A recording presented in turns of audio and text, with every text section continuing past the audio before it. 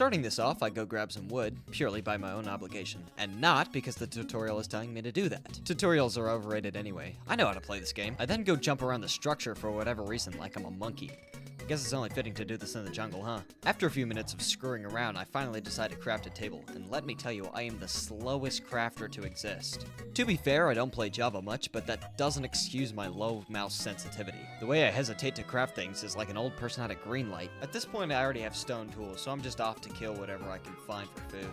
These pigs are gonna keep me full for a while, so I'm just gonna chop these up. You can tell from the last bit that I'm a Bedrock player by the sheer amount of times I try swinging my axe and it does nothing. As I'm waiting for my other friend to join, it becomes night and my frantic typing makes it look like I'm slurring my words. He's begging me to invite him, but as you can see from my drunken texting, I already did.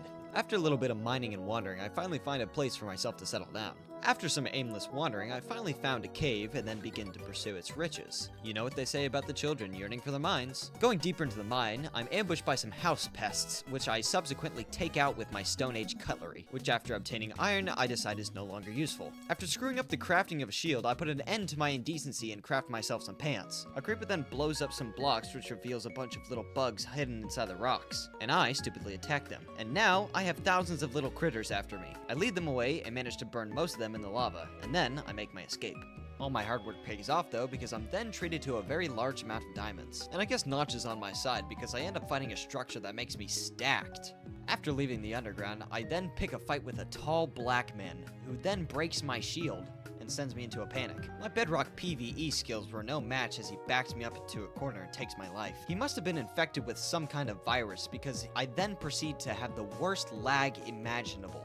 Then I trudge back to where I died because I'm feeling a little naked without my iron pants. After I gather my bearings, I then go the route of the early Americans and then just start deforesting my surroundings. After I gather all my wood, I then start landscaping because I'm unsatisfied with the land that wasn't even mine to begin with. I then start laying the plans for a house, which hopefully I won't have to pay the taxes for because it's on a stolen property. And unlike those in Egypt, this is not a property that they just give to you willingly. As I'm adding the trims to my supports, I notice my friend sitting upon a mountain and I go to craft myself a bow. I then fire and totally hit him first try. That is the sound of successful mischievery. Continuing to work on my home, I demonstrate why my name is CurrentlyCrazy, the way I go absolutely mental over the fact I built the entire thing one block off. I start frantically counting as the realization settles in, and I audibly express my concerns to those around me.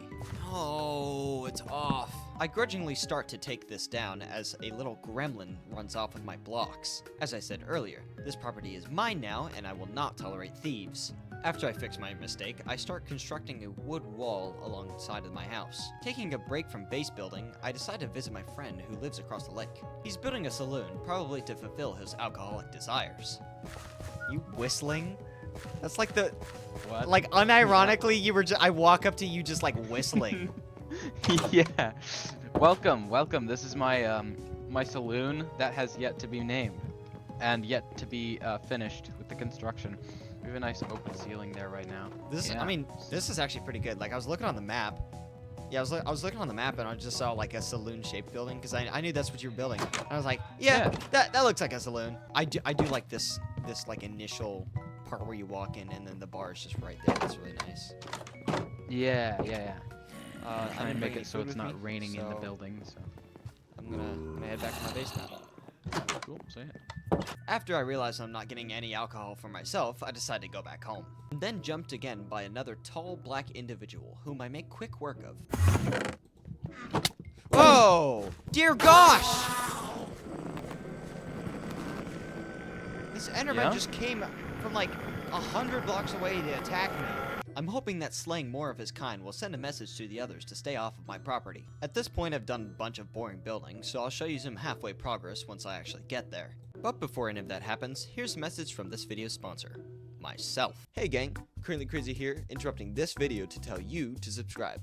That way, you get to see my videos right when they come out. And now, back to the video. By this point, I have the frame of the roof all planned out. I just need to actually place the blocks down. As I do, I notice the sun setting, and I think about those sad Minecraft edits. I then immediately get back to work because that's not what type of video this is. I have a job to do, and you best believe I'm going to do it. Unfortunately, before I could complete said job, some ops ran upon my block, and they had to be dealt with. Due to my extreme skill, I was able to take them all out and emerge victorious. But I was not unscathed, as the battle left me looking like a porcupine. The scuffle gave me the confidence I needed to finish my roof. However, my building skills could be set in comparison to Grian's, as I have left the back unfinished. But, just like a Temu factory employee, I'm very quick with my work, and I finished the outside of my home. As I'm laying out the inside of my home, I'm placing some blocks here and there, as quite frankly, I have no idea what I'm doing. I suppose that I'm just going with the flow, as they say. After some more work, I noticed that my axe is in shambles, and I think it's time for an upgrade. I grab enough obsidian for myself, and then craft an enchanting table. I have enough bookshelves to get to the max level, but for some odd reason, I decide to place them in the wrong order, and I only get to level 28. I take a gamble, and end up getting a better axe than I could have hoped for, so I can fix my mistakes. After fixing my literature-based mishap, I decide to do more interior work. As the night falls, I go out looking for some beehives and string, as I'd like to make some candles. But I come across more than I'd hoped for as I stumble upon a rare, invisible spider. I lead him back to my house and try trapping him in a boat, but I guess the same Bedrock logic doesn't apply here. When morning comes, I decide to put an end to his despawning by naming him Cena, after the famous wrestler, who just like the spider, cannot be seen. I dig a hole to bait the spider in hopes to catch him in this trap. To get his attention, I give him a light nudge and then immediately run away. He appears to be smarter than me though, because he ignores my trap and immediately goes for me instead. After some awful parkouring, I manage to get him to fall in, and he expresses his distaste for his new forever home towards me. After securing him, I place a sign down to make sure everybody knows where my boy Cena lives.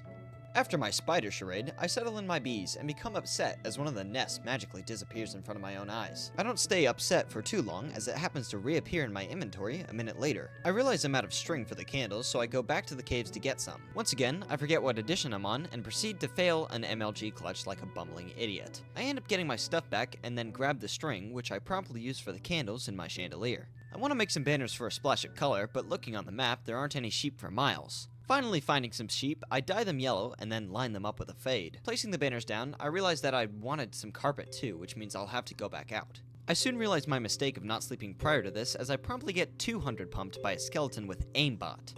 I manage to make it out of there with both my life and the wool. After a small amount of interior decorating, I decide it's good enough for now, and that it's time to make some real progress. I grab enough obsidian, 10 to be exact, and construct myself a portal. Now all that's left to do is light it and we're ready to go. But that's an adventure for another day, so you're gonna have to stick around.